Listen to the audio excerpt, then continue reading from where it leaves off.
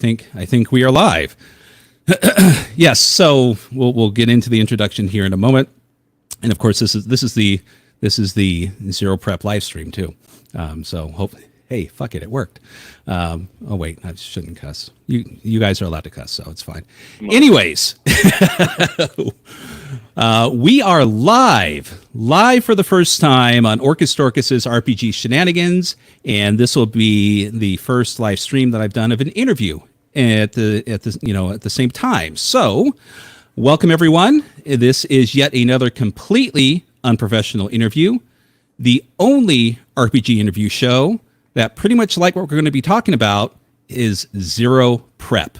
And tonight I have some special guests with me to inaugurate my live stream. And we're going to be talking about, as you've seen in the title, Zero Prep. I have with me Ryan Howard of Rollin' Bones. And I also have with me KraftyMatt Craft of ex-Twitter insurgencies.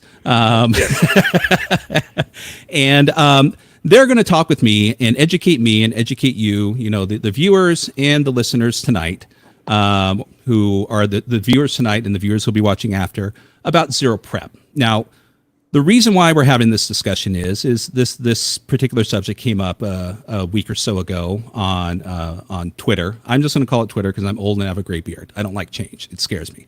But anyways, I had a question, about, the definition of Zero Prep, and I've got several responses, some very, very complimentary, some who kind of gave me a particular definition of it.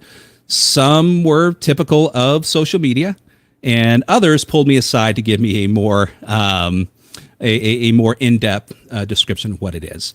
And out of those two, I wanted to have Ryan and Matt come on and talk about it and discuss it and kind of demystify, Zero Prep. So, Ryan, Matt, welcome. Thank you. This conversation is going to be a little different without having the good people of Anaheim Hills staring at us like we're crazy people in it. Yes. Oh, are you kidding? I mean, that was my two dads, so. Right. So you were sitting on one, you were literally sitting on one side of the table. You have us two sitting on this side. I mean, right. We might as well have been like your dad and your parole officer. I don't know. Right. For those who aren't aware, Ryan came out to where both Matt and I live. Matt and I live in Southern California. We're probably about 20 minutes away from each other. And Ryan came out, and we met up with him at a good old In-N-Out Burger. And I believe, was that your first In-N-Out Burger, Ryan? Yes, it was. And did you enjoy it? Yeah, it was good. Now you can be honest. Is it the best burger on the planet? No, it's a fast food hamburger. Exactly, it's not. So it's definitely, In-N-Out Burger is great, but even those who live in Southern California go, it's okay. Yeah. But and I'm sure there's people that'd be screaming heresy right now. But anyways, so yes, so we shared a burger and we sat and we chatted RPGs in the In-N-Out Burger lounge for a good hour. Yeah. It was more than an hour. It was more than an hour, yes, and well into the dark, and then of course you and Ryan went out on your merry way, and I went home because I'm old and tired. But that aside, reeling us back in. So, yes. So the discussion of Zero Prep, right? So for a lot of people out there, when I say the word Zero Prep, what usually comes to mind for the general, RPG community is, Zero Prep. That means I just show up, no preparation, no ideas, no nothing, maybe have a good idea how the game works, a couple random tables, I roll some dice, and yeehaw, I'm off by the seat of my pants. And others may feel that Zero Prep is a selling point for like an adventure or a game or a rules-like game, right? Mm-hmm. Hey, out of the box, Zero Prep, you can run this game, no problem. But come to find out, when speaking with you guys and getting some opinions on the socials, was no, Zero Prep means something different, at least to particular people, and it means more of, I would dare say, a bit of a RPG philosophy to a certain degree, a methodology and a way to, oh, excuse me, sorry, I just ate. Again, unprofessional is in the title, people. And it's not what a lot of people think, because people say, oh, I've been to a zero prep game before. It sucked. The GM didn't know what they were doing. They were completely unprepared. And so I think that's kind of because of the usage of the term and, the way that it's been slung around to become kind of like this negative connotation. I think people don't really understand. So that's why I have you guys here, to educate me, most importantly, but also to educate people who aren't aware of it. And I think listeners will be surprised because I've spoken with you both kind of behind the scenes a little bit about it, and I'm excited to share, the definitions, your methodologies, and examples of what zero prep means to you guys. So, Krafty, if you don't mind, I want to actually start by setting the stage here a little bit because I was going to let you start. Okay. So because I'm going to let you be wrong, and then I'll correct you. Well, just to set the stage of this kind of conversation where it comes from here. I came into D&D with the first wave of 5e adopters. This is my 10th year of playing role-playing games. When I came in, the expectation that was put on me almost immediately is that when you are getting ready to run a session, you are essentially going to decide what happens during that session. The players are going to encounter this number of this monster. You are going to explore this area. You're going to go to this part of the map. You're going to interact with these NPCs. And all of this kind of coalesces around the milieu of Critical Role, which was really gaining steam in 2014 when I started. So this is kind of the place where this conversation was born out. And there's no better example of the idea of prep that this zero prep philosophy is really striking out against than something that happened on my own show. I don't like to talk crap about my guests or my episodes or anything like this, but there was an episode back at the end of 2023. I had Gelatinous Rube and a guy named Real Gray Mage on my show. It was a complete cluster of a conversation, but one of the things that happened during that show was Gray Mage told an anecdote about his own table where he said, I spent 45 minutes of my time creating this lock-picking minigame for my players so that they could open this gate and get to what was behind it. And when we got to the table, one of the players used a spell to jump over the gate, and I ended the session right there because they completely bypassed all this stuff that I'd prepped for them. Oh, no. That right there, that's the mindset that this zero prep philosophy is up against. And because I am not one of the creators, I am just a believer in the philosophy, I will turn it over to one of the people who really kind of pioneered this, who we have with us tonight, Mr. KraftyMatt, to actually explain it. Okay. So, in the Basic Expert and Associates Gilded attorneys at Raw, we have honestly we've been discussing this for a while as to what zero prep is, and honestly, zero prep is it's kind of a counter signal, right, to the eternal over prepper. It's those guys that we all know that, hey, I'm gonna make a D&D game, but it's not ready yet. But once it's done, it's gonna be epic. And they start by writing their campaign primer, and then they go into making modules. They continue to make adventures and like, it's not ready yet because I don't have the name of the second horror that's going on stage Tuesday at noon. As soon as I get that, guys, I'm gonna have the game going. It's cinnamon, by the way. It's always got to be cinnamon, always. But it's it's those people who it's the guys who like they painstakingly write down all of the locations, all of the NPCs. They're they're prep addicts, right? Right. They're always prepping for the game and never playing the game. Okay. And so the idea behind zero prep is that we come to the table with this idea of, hey, I want to play D&D. Perfect. Well, what do you want to be? I don't know. Let's roll up some characters. While the players are rolling up characters, for D&D, the dungeon master is using, say, the 1E DMG or even the 5E Appendix A DMG and just writing up a starting location. Perfect. Here's our starting location, right? Well, what's the story? Give me a sec. You roll on a couple of random tables. Okay, there's a dragon just outside of town. You've got a mercenary company that's walking through the area, and orcs have been spotted over in those hills. Go, right? So zero prep, and that's an example of extreme zero prep.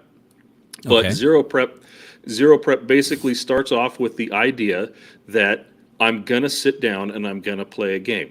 I think in private, Scott, I told you that zero prep is essentially solo role playing, but with a group. And that is that the dungeon master sits down. He uses random tables and oracles to build the world, but rather than interpreting them for himself, he uses those roles and allows the players to interpret, and then they go from there. The biggest misnomer about zero prep is that once that first session starts, it really is no longer zero prep.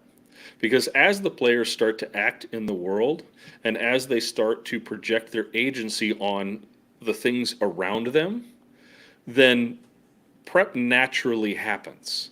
Stories and narratives naturally occur. Right. And so then the next session comes around, and you don't necessarily have to prep anything because you already know what the players are going to be doing or where they're going to be going. And then you can just turn back to your random tables and just keep creating content. But everybody goes, "Oh, lulz, so random. I rolled this dragon, and they were 2 hexes away from the town. What are they doing there?" That's up to the dungeon master to determine in the moment. But he doesn't. But when I say in the moment, he doesn't even have to determine that in the moment. I'll give you a great example. So, we're playing. I'm playing in White Box, which is an OD&D clone with the basic expert and a couple of the gilded supporters. Right now, we're dealing with 4 dragons in the area. 4. Right. We got a giant blue dragon that needs sacrifices in order so he doesn't destroy the area. Mm-hmm. We thought we were dealing with another green dragon who was just south of us. Well, we just discovered that there's now a mated pair of dragons just outside of town. Somebody would go, "Well, why is there a mated pair of dragons just outside of town and nobody would notice?" Well, maybe they just set themselves up. Perhaps they're a mated pair because, or maybe they're just outside of town because they are a mated pair and there's livestock in the town, or there's food, or there's something in town that resources they need for their young. You just determine that like straight away, right? Well, now you have an idea that, well, I can go talk to, say, the shepherd, or I can go talk to the guard. Hey, have you seen these dragons in the area? And it just kind of creates this whole thing, right? Then as you continue to roll, and as you continue to do your zero prep, the NPCs that we were dealing with, they all died horribly at these 2 dragons, right? So now we know that, man, these 2 dragons are really powerful. We don't now have that company of heroes and company of church soldiers to go fight the blue dragon, which we were originally going to use. Right. Our idea was also going to try to convince the green dragon to follow us and chase us up to the blue dragon, and then we were just going to mop up whatever destruction was left after these 2 dragons fought, right? Mm-hmm. So there is a story there. There is a narrative there. right? And it started off as nothing. But now we have 4 dragons in this area, 3 green dragons, and a blue dragon, and there's also a dragon cult feeding virgins to the blue dragon. Right. So it's interesting. So again, it's already starting to change, the general perception. You didn't have an idea, right? If I'm following you correctly, of what was going to happen, but you're still prepared. The scenario or the session wasn't prepared, but I would imagine the GM or the DM, they are prepared with tools, right? And I think that's what I feel is where a lot of people fall off. You have your random tables, you have your tools, you've read the books, Mr. RTFM. Yes. So okay. So reading the book, right? There's a lot of disingenuous people out there, a lot of purposely obtuse people who will say that, oh, you read the book, you prepped the game. Right. No. You read the book just to read the book so that you read the book for book control so you know where to look things up. That's not preparing the game, right? Okay. Because, I mean, honestly, doing any kind of reading then just means that, when I was back in kindergarten and I was learning my ABCs, man, I was prepping for that day that I'd run, the old lords for my buddies in in college. We can keep going down that slippery slope of, well, you learned how to read, so that means that you prepped. Right. So I'm going to apologize to those watching right now. For whatever reason, the chat on YouTube is not feeding into the streaming service, or else I'd be sharing people's chat questions and whatnot in there. So I'm just going to have to read them off. So apologies again. Unprofessional is in the title. I'm going to scroll up a little bit, but one just popped up that caught my eye, and this is from Victor Gorchev. He says people get hung up on the term zero. Now, I don't want to beat a dead horse with that, because I think that is something that could obviously steer away from us, but I do feel that particular term, I think, is what is kind of confusing people's, not really the term I'm looking for, but is essentially keeping people from going in and learning more about it. Do you feel possibly that if a different term was utilized, that people would feel differently about this methodology? And I'll pass it to Ryan here, but I'll say my piece on this. Okay. No, I don't think a different term needs to be used. And it's the same argument that I give to people on Twitter who say, well, my opinion, or, well, this kind of game works for me right now, but not. So no, when you take a position, right, it's not, oh, sometimes prep, right? Sometimes prep sounds wishy-washy. The game style is zero prep. Again, you're coming to the table. You don't have a plan. You are not prepared with a scenario when you sit down. Just because you read the book, just because you have your tables together, just because you know what system that you're going to play, is not preparation. And so by saying zero prep, you know that I'm not coming to the table with War and Peace, and I expect you to sit there and play through and play through the story that I have laid out for you. And if you don't play through that story, then I'm going to steer the rails back and get you back on your way. Right. You're not falling for that one again. I'm sorry, Matt. But again, man, but I'm still super salty about. We're going to do. Go ahead. Yeah, as an aside, never ever get on a train when Scott is DMing, because that train will explode. You will be left out in the middle of the wasteland for dead, and he's going to kill your car. Don't ever do that. Never do that. For someone who is running Cyberpunk, I abhor technology. So yes, you are on a downward spiral the moment you sign up. So Ryan, yep. So I mean, and again, you mentioned something in a chat. The semantics, right? Yeah. And obviously we just kind of touched on that a little bit with Matt, but then what about the semantics involving, zero prep? We're dispelling the aspect of, again, we're not just showing up, with a thumb up our butt and some dice in our left hand, but we have an idea. But again, some people may not feel that's enough. How is there a way to kind of steer people to this idea that, the what is it? I think one of the terms I've seen in the chat is, obviously, and this is a word that a lot of people use, is emergent gameplay. Is that fair assumption of what's going on? Yeah, with zero prep. That's what this is geared toward, is favoring emergent gameplay over things that are pre-planned. And everything, when it comes to all of these phrases, everything comes back to professional wrestling terminology with me. So you'll have to indulge me a little bit here as I explain some of this. What we're advocating for here is calling it in the ring, which is where not every single wrestling match was Steamboat Savage, where Randy Savage literally faxed every single move of the match to Ricky Steamboat 3 days before the match happened. Most of them are called on the fly. You'll be in a headlock, and then one of the guys will say, all right, shoot me off into the ropes. We're going to do a tackle drop down, leapfrog, get it again, that kind of stuff. And then they'll do it. They'll do the spot that they came up with on the fly. That's what this is. You're calling it in the ring. Now, to kind of buoy the point that Matt was making here, again, this is this is rhetoric, and rhetoric has to be strong. Otherwise, it's not convincing to people.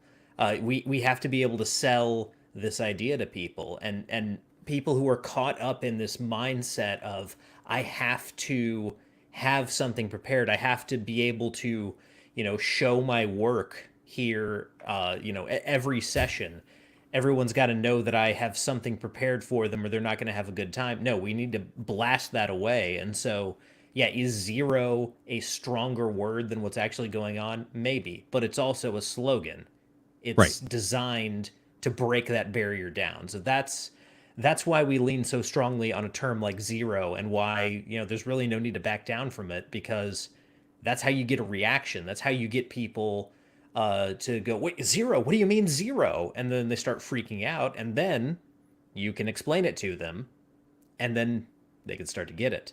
Right. That's why we come at them with such strong words. And it's the same thing with the Bro SR, using another wrestling term that they've kind of co-opted for themselves, kayfabe. It's about selling your wares. It's about, selling yourself, your ideas about the game, or, in the parlance of wrestling, your character and your character's ability to, ascend to the top of the Fed and hoist that belt over their head after the big match.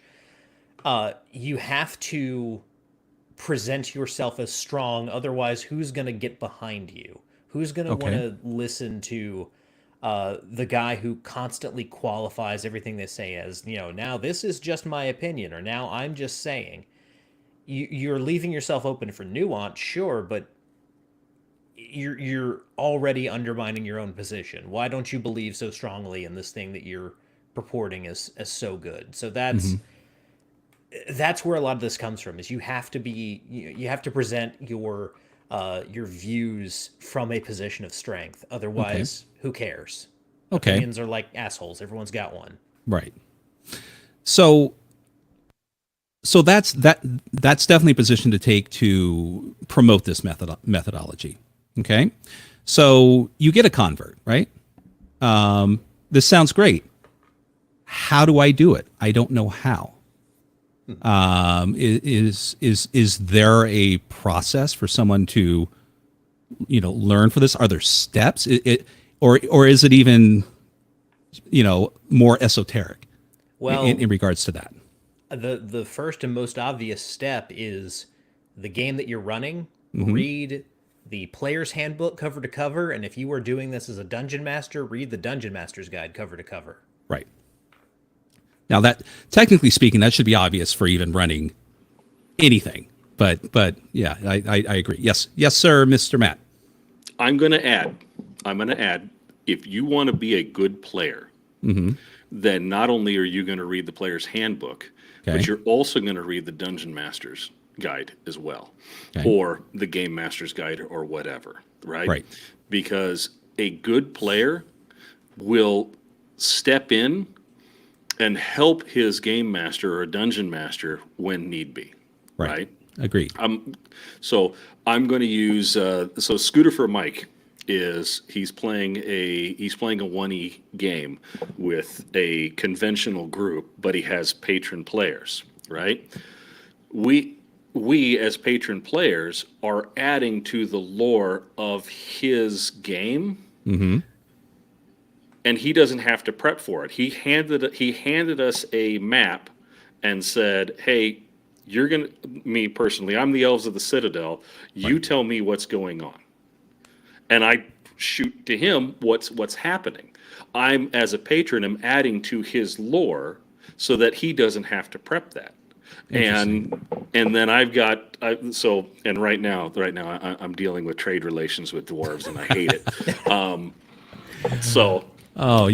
And I'd say more. But I'm afraid that he may be watching. But and he'll learn the location of my butter knife. But that's neither here nor there. You got to love when a good fantasy role playing game suddenly turns into a game of diplomacy. Right. I think you need to bring in an outside consultant, talk to Ginger Fraser, and see if you can get a spreadsheet jockey to help you out. Oh my God. Okay. Yeah. But the big thing, thing about zero prep, right, is how do I quote unquote zero prep? Start with a game that has zero prep built into it. Everybody says that AD&D is super obtuse and nobody should play it, and I completely disagree. That's the game when you want to learn how to zero prep. You start with that. Read your player's handbook. Yeah, it's someone who grew up with that. Then read your Dungeon Master's Guide. Pay attention to the appendices and use the appendices to create a world, right? Once you do that a couple of times, and again, this is why you have your players read this stuff along with you, because when you as a dungeon master get stuck, right, then you can lean on your players, say, hey, I've got this town that's sitting out in 6 hexes away. What is it? What's it all about? And let them tell you. Right? Let them add to the world, and then you sit there and you say, do you want to have a patron over there? So do you want to control the patron for the other players? Perfect, right? And so and Victor Gorchev also mentions Scarlet Hero. It's also a great zero prep starter game. Right. I just don't like the setting, so I throw the setting out. And apparently Victor has a beginner's guide to zero prep or something like that. So so. There's a shout out to that. Only $3.99. Right. Right. I'll throw a link in the description, Victor. I'll look it up on drive-through, so I'll definitely throw it in there once we're done talking. And to Crafty's point here, not only are the rules very explanatory of zero prep play, but if you look at Keep on the Borderlands or Village of Hamlet or Against the Cult of the Reptile God, really any of the big starting adventures from OD&D or AD&D First Edition. They're all set up that way of here's a map and here's some NPCs that you can interact with and some lands over here that, there's some stuff in, but it's on your players to go find it.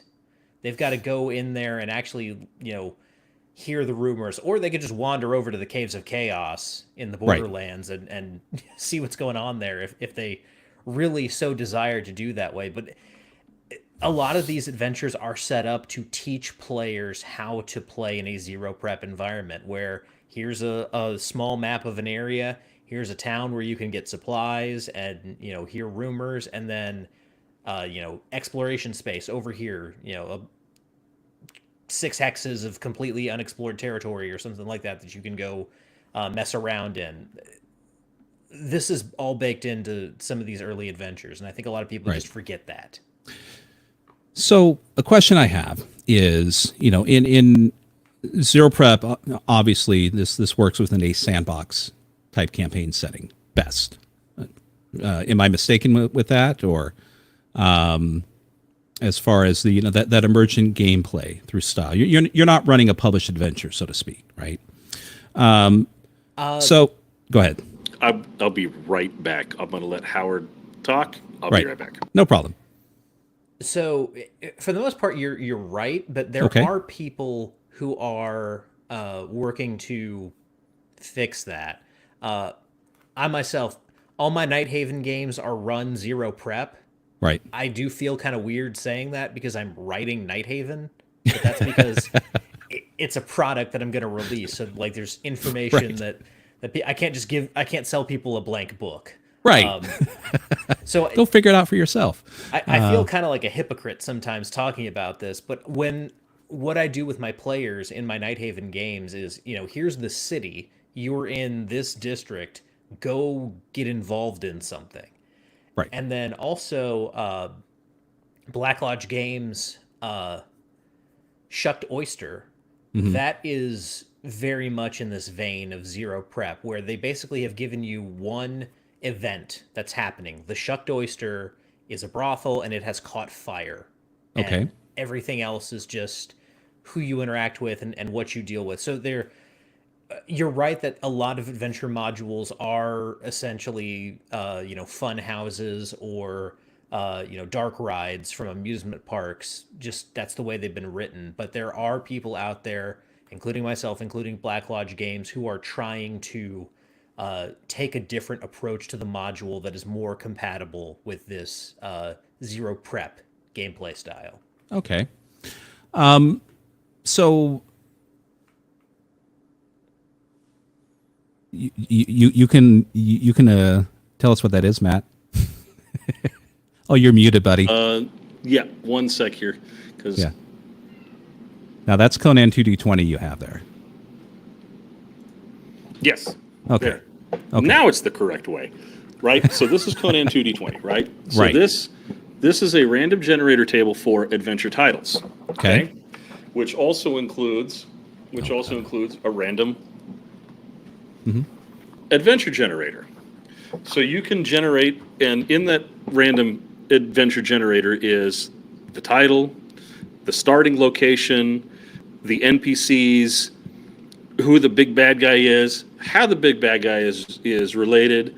You can randomly roll up a hook.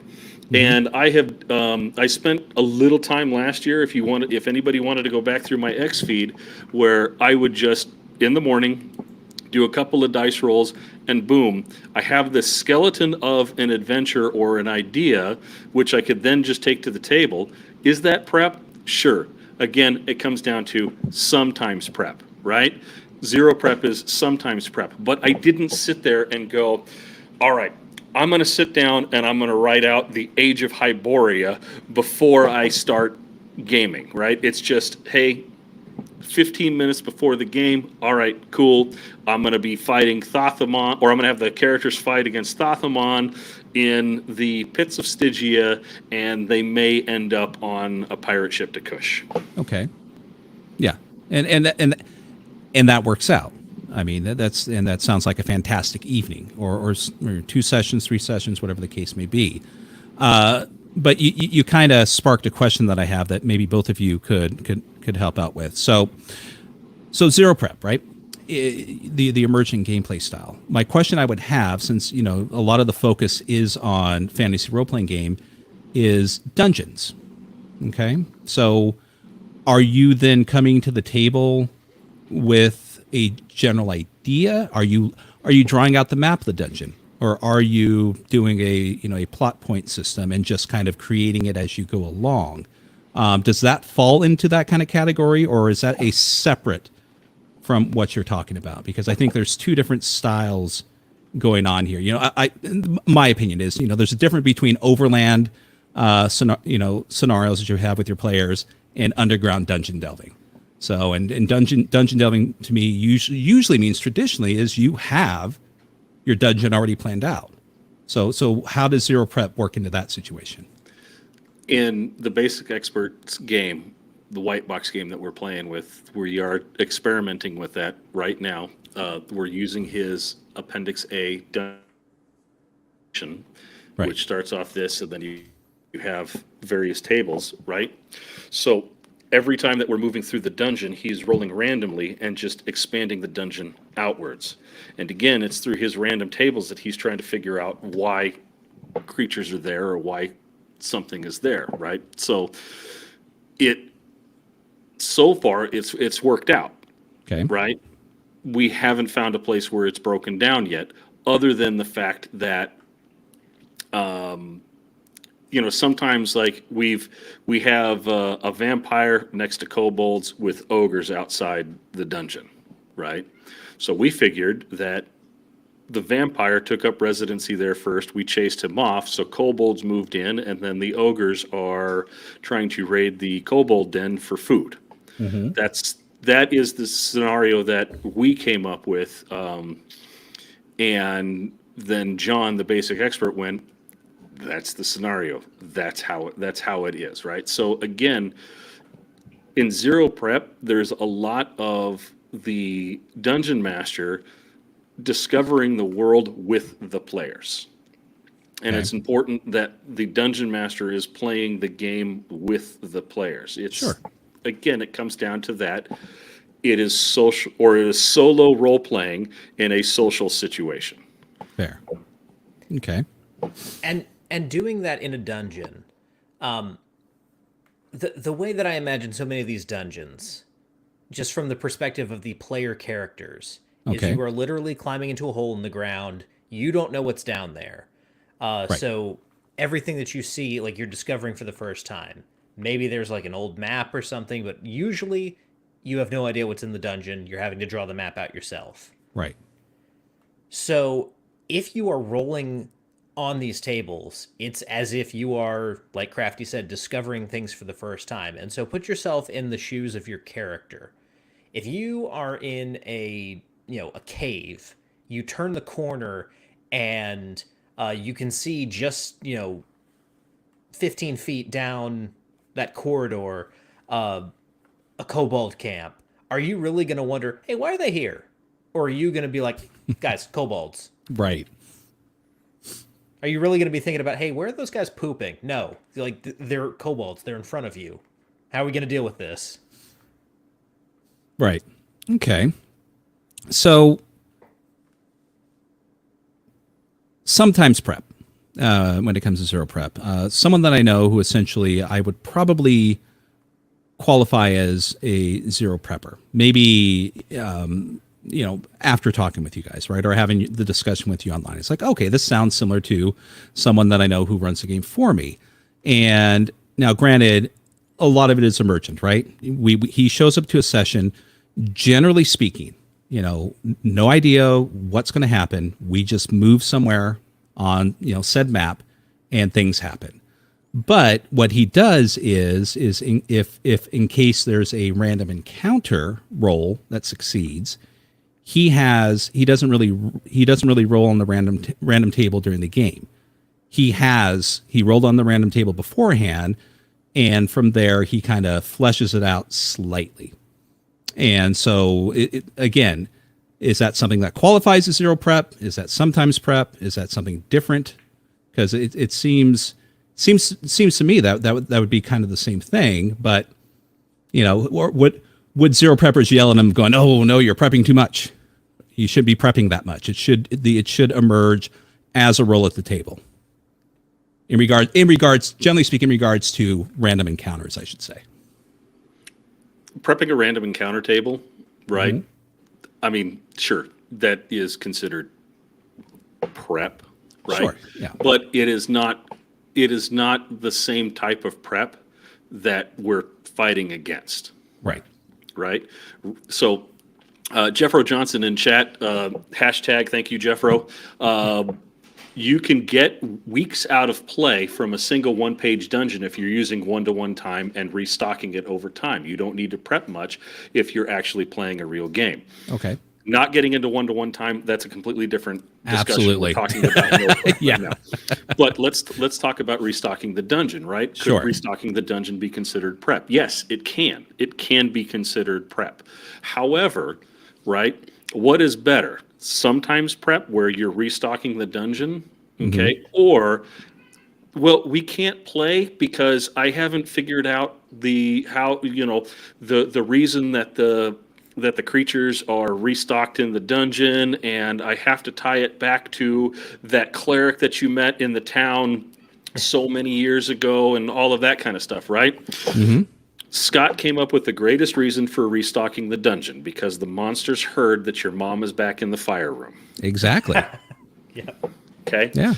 Honestly, you don't need... Line up, fellas. Yeah, you don't need much more prep than that, right? You just... The idea is that from a single dungeon, right, it's restocked because there is an empty space. There's an empty hole in the ground, Sure. and these creatures want to fill that hole. Okay. Yeah. Right. So, speaking of Jeff Earl, he did ask, she's well liked down there. But Jeff Earl asked, why am I kind of like, being, I guess, somewhat oblivious to zero prep? Not because I don't understand the concept for those who are watching, but it's because I'm playing devil's advocate. Because some of the banal questions that I'm asking need to be answered because it's coming from people who aren't getting past the goalposts when it comes to this, and who might, if they have these questions answered, they may go, oh, it's not what I thought it was. So that's it's not me no thinky right, even though usually I don't. It's just because I'm just trying to clarify it, because it's just, personally speaking, I'm not saying I'm a total convert to it, but I feel it would definitely work in my particular game. I'm running Old School Essentials for, Darren, Darren and others, and having a great time with it, and just kind of ran them through a couple of the published adventures. But I'm wanting to branch out, right? I'm wanting to, now that they've kind of wet their whistle and they enjoyed it, let's kick this into high gear and make this world live. So this is, another reason why I've got questions and curious about these kind of things. But anyways, so speaking of devil's advocate, this type of methodology, this type of play style isn't for everyone, right? Because I think one of the issues that you may run into with certain GMs is you obviously need to have a good ability of improvisation in order to make certain things work. A random table. Now, Matt, you said that could also be assisted by good players. Yep. So if you're running a zero prep game, you would definitely want to bring your players into the fold, right? And say, this is our world, we're creating it. So just want to let you know the ball may be handed off to you, and you may run with it for a few yards. But so that's part of the process, right? Is that part of that would still fall within the zero prep methodology? So you're absolutely correct. Zero prep is not for everybody, but it can be. And Okay. It takes a matter of practice, right? Okay. And again, this goes counter to what a lot of people, at least a lot of modern players, want, and that is they need to have the reins and they need to control the scenario, right? They need to control the campaign. Okay. Yes. So, there was a very famous game run by a very famous crab boy that fell apart because he couldn't let go of his reins and his control over his campaign. Once you start zero prepping, and once you let that campaign out there, once you've opened the door, it becomes the players, and then you're discovering along with the players. So you have to have this mentality of, okay, I'm going to at least prep a framework or have an idea of what I want to play and what you guys want to play. It's that whole thing, like session zero or campaign primers wouldn't necessarily work in zero prep. It's more like when you and I, Scott, we were on the bus going to school, and we'd turn back to our buddies and we'd say, hey, I want to play some D&D tonight. Are you down? Yeah, come on over. We'll play some D&D, right? Right.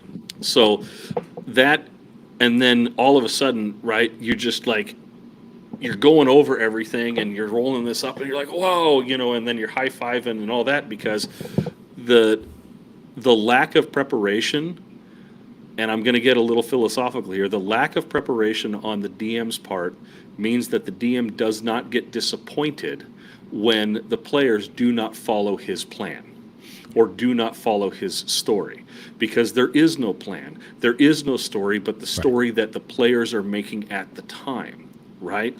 And then the story emerges, okay? Right? So let me ask you this.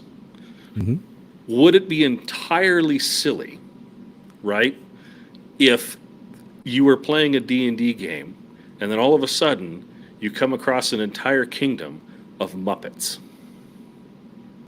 From my perspective, no, but that's my personality. That is your personality, right? Right. But imagine if you as the dungeon master planned out this like seriously grounded world of like Game of Thrones and all of that, and then your players come at you and say, "Yeah, I want to have Muppetville," right? It takes a Okay. It takes a special. See, I see where you're going. There- Okay. Yeah. right? Yeah.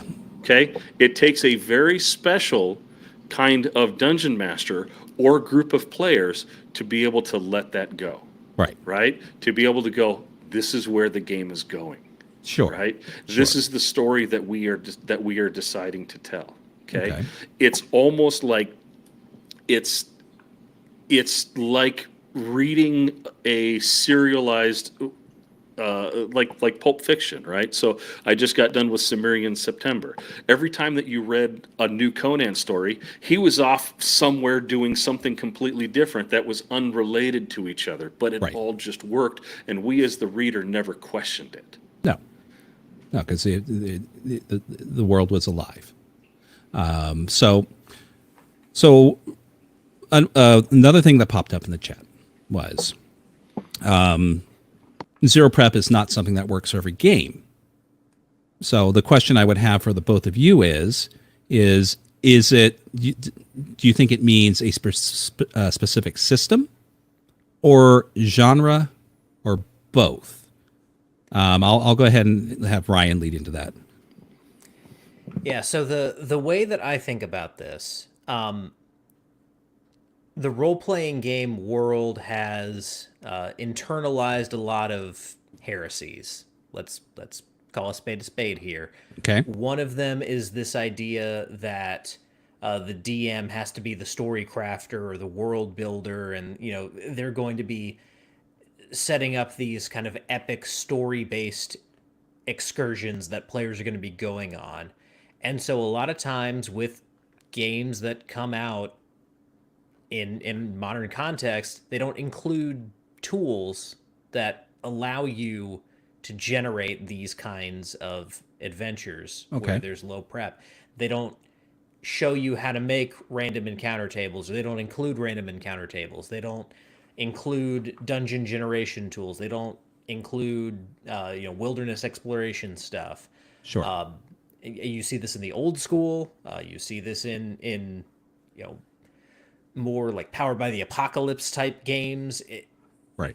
Everyone's guilty of this at this point.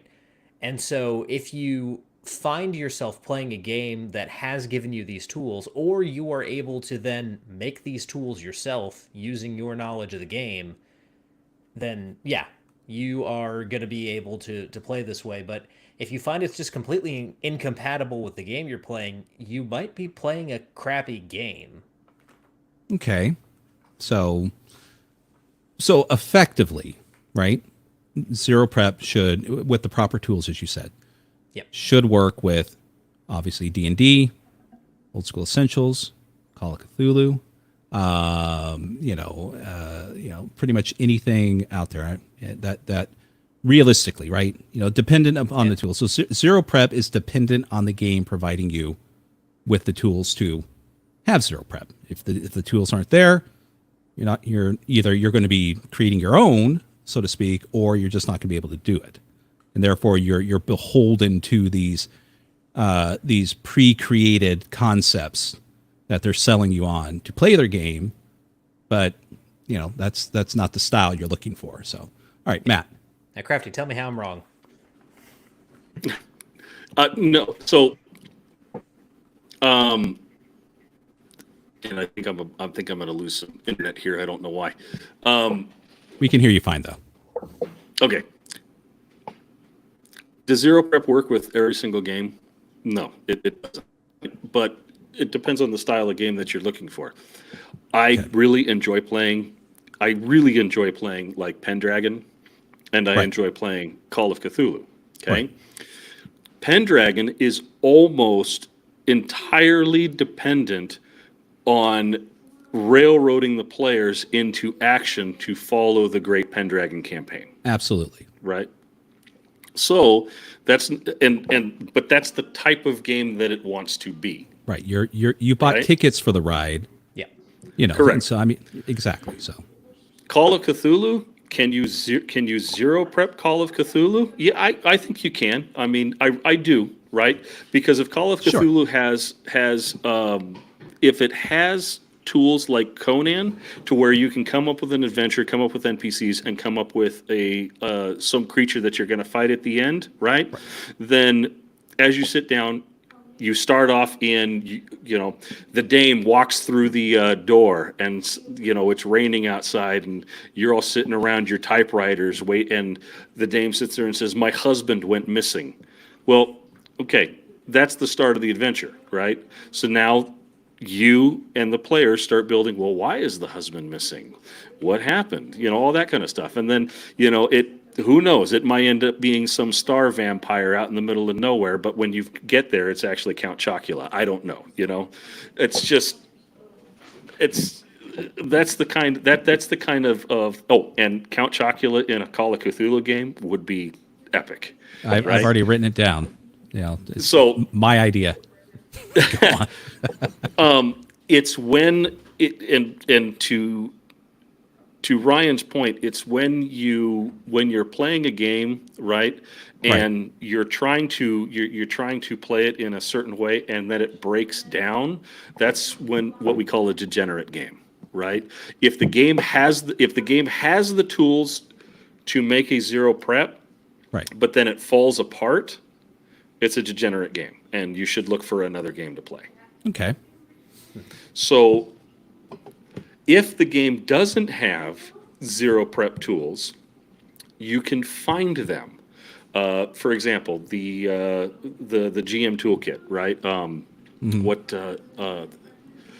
Man, I forget the name of the book now. Like drawing a total blank. Or you use Oracle cards or something along those lines, right? Sure. There is always a way to zero prep a game. But again, remember, zero prep doesn't truly mean zero prep. The reason we call it zero prep is because we are fighting against the prep addicts. The people who always prep and never get the game to the table, right? It's those world weavers and those theory crafters that they constantly talk about the game, but they never play it. Yeah. Fair enough. Okay. So probably be wrapping up here in a few minutes because I didn't want to run too late. Ryan have two streams in a row, so we gotta get you to bed before it gets too late. But thanks, Dad. I know Grandpa and I will hang out for a little bit after you head to bed and catch up on the news.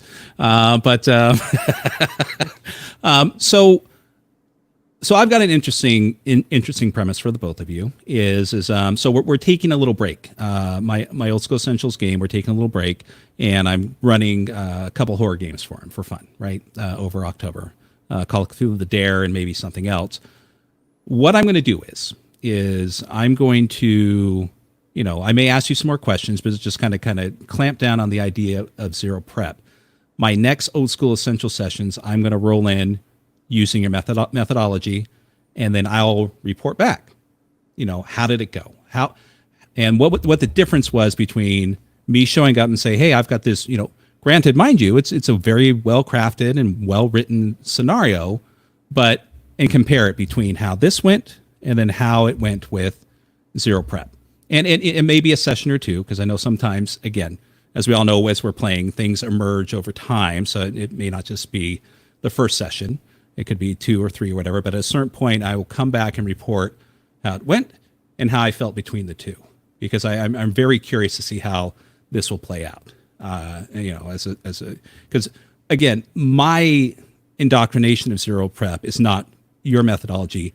It literally was 14 years old, got nothing better to do, flip open the books, and we just made shit up out of our ass. So that was Zero prep. Yep. True, but was it good? No, it's not good, right? But the more you do that, right, the more you do that, the better that you are, right? So one thing I want to talk about is, do you want to get better at Zero Prep? Read. Of course. Now, again, reading is not prep, right? But I'm not talking just, there are people out there that all they'll do is they'll just Is read. breathing prep? Go on, sorry. Breathing is prep. Yes, it is. Life is. Did your alarm go off this morning? Oh God, you prepped. But honestly, right? If you want to be a better game master at Zero Prepping, then you need to go out. You need to read your Robert E. Howards. Correct. You need to read your Clark Ashton Smith. Right. You have to read Paul Anderson, Lord Dunsany. You have to read H.P. Lovecraft. These are things that you have to read, right? Sure. You have to go back and you have to read the Iliad and the Odyssey. You have to read the classics, okay? Mm-hmm. Even if you wanted to go and like read Shakespeare, which is a little difficult to read at times, but Shakespeare is a great way to find out how characters interact with each other, because Shakespeare is honestly a bunch of NPCs just screwing each other over. Right. No, Right. I agree. Sorry, Ryan. Go So, ahead. I don't want to step on I you. would also encourage people to read actual history as well, because I was just going to say that. there are tons of non sequiturs, and the person who summed it up best on a lit panel one time, I heard Jim Butcher say, reality is stranger than fiction because fiction has to make sense. So there's all kinds of things that really happened in the real world, like children's author Roald Dahl, who wrote Charlie and the Chocolate Factory, being an operative of MI6. That's real. That doesn't make any damn sense, but it's real, and it happened. Stuff like that, if you can internalize some of that, then you can draw on that as easily as you can draw on fiction to populate your world.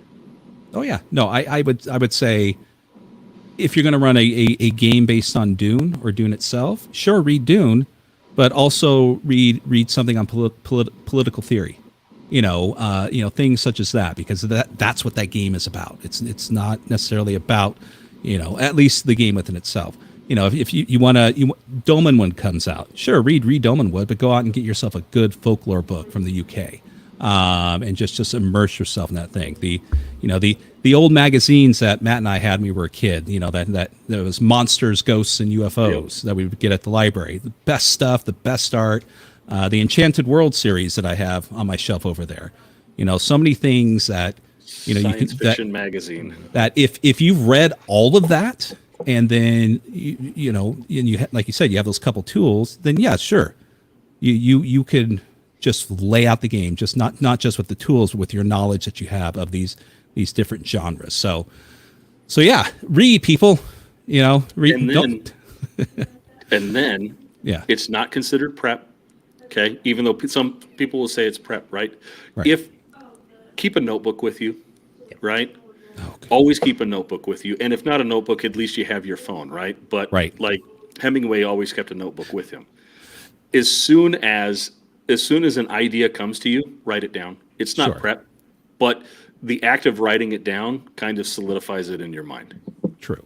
But also, if you want your world to emerge, you kind of have to remember where you came from. So if you're doing these random creations and you're breathing life into your world, and your players go, "Hey, we want to go back to that one place that we went to, 8 sessions ago," you're like, "Oh, fuck." So yeah. But I talked about that earlier, right? Yeah, you mentioned that earlier. You start with nothing, and as you start to build this book of lore, right, over time, that becomes your prep. Okay. Yeah, that's true. Ryan, do you have anything else to add before we call it an evening with you two? No, I think this has been a pretty good conversation, and I would just encourage anyone out there who is still skeptical of this playstyle or on the fence about it, uh, just give it a try. Just Right. throw out the prep that you were going to do for your next session. Hopefully you don't have players in the middle of a dungeon. Why are you doing that anyway if you do? Um, but, you know, your last session ended in town. Instead of prepping the next thing, just tell the players, pick a direction, and I'm going to roll and see what's out there. Fantastic. Matt? No, I mean, just practice. It takes practice, and if you practice at it, you'll get way better at it. The best practice is honestly solo role playing, even though some people think that solo role playing is basically like mental masturbation. But Right. again, solo role playing will teach you how to arbitrate better. Now, yeah, that's kind of what I've got. Fantastic. Well, thank you both. I appreciate this. This conversation is something that could have easily been done over the socials, interspersed between people calling me stupid. But I would prefer to have this conversation one-on-one because I prefer verbal communication over social media aspects. And like both of you realize, social media is just a dumpster fire, and that's what it's there for. And these are the conversations that are had on Discords, online chats, online pubs and all that good stuff. And at the table, that's where the real discussions and the real progress happens in our hobby. So thank you both. And my primary reason for doing this is not just to tell people about, this methodology and this idea of zero prep, but also to make me feel a bit more comfortable to give it a go, which it worked. So thank you so much for that. And when I return, if I have a smile on my face, it worked. If I look sour as fuck with two fingers up in the air, I wasn't listening to anything you guys said, and I screwed it all up. So anyways, and everyone in chat, thank you for popping in. Sorry I didn't get to any of the chat on there. The feed wasn't working in here, but there's a lot of good stuff that was going around in there. And and for those who didn't see this live, if I appreciate you watching this. And if you have any questions, or any other comments about Zero Prep, you can definitely, find me on my socials. But Ryan, where can people find you at? So you can find me on YouTube at Rollin' Bones. I stream every Tuesday night at 8 p.m. Central on my YouTube channel. I'm also live on X every single time I go live, so you can catch me either place. X is at Howard_Ryan Gregg. I just did a stream talking about my early stage concepts for Magic in Project Skeleton, which is a role-playing game that I am working on actively as of right now. And then next week, I'm going to have on Crafty and I's mutual friend, Alchemic Raker, and we are going to be talking about movement and scale in role-playing games. He is the compiler and author of The Old Lords of Wonder and Ruin, which Crafty has just showed off there. Excellent gaming mind, and he's going to help me solve some of these puzzles around how to make movement work in Project Skeleton. And Matt, where can people find you if you want them to find you? So if you go onto X and you find the nearest tabletop controversy, I'm usually at the center of that. Mm-hmm. Oh, I know. Yeah. So now I want everybody out there to be a bro right now. Be a bro. Get Dunder Moose's 20 flipping steps to rolling up a 1 EPC. And once you're done doing that, I want you to go over to Drive Through RPG, and I need you to find Broser. It is the very first and only official Bronstein-like rules to be written down, and we're making history, folks. Right. It feels good to be a bro. Yep. And for those of you who aren't aware, look up Bronstein on a Wikipedia or other places. Do not go on X and look up Bronstein in the chat. Trust me. But anyways, I will second Crafty's recommendation of Browser, and not just because some of my work is in that particular publication. Excellent. It really is an excellent thing that the bros kind of put together, really, like within a month's time frame. They all pooled their resources and pulled this thing together, and it really is a true wonder. So everyone go check that out. It's awesome. Do you want to go out and meet pretty girls? Do you want to be able to look across the dance floor and be confident enough to dance with to dance with the prettiest girl there? Do you want to double your lifting power in as little as a day? You need to go to Drive-Thru RPG right now. You need to download Browser. Okay, it'll make you stronger, faster, and more aggressive. Yep. oh, Like a Bowflex for your mind. oh, That's or right. or if you're my age, it's like a blue pill for something else. So yes, again, Come on, man. Even the women's division is doing better than everybody else out there right now. Let's go. Oh, well, thank you both. I do appreciate it. And yes, I'm looking forward to it, maybe coming back in November and letting you guys know how this went. Maybe, I'll do a video of it, or just let you guys know on X or whatever, or have you guys back on to kind of just give you an idea of the whole thing. So again, everyone, I do appreciate you coming into the live stream. And for those of you watching after the fact, I do appreciate you watching and catching up on another episode of yet another completely unprofessional unboxing. Until next time, everyone have a fantastic day.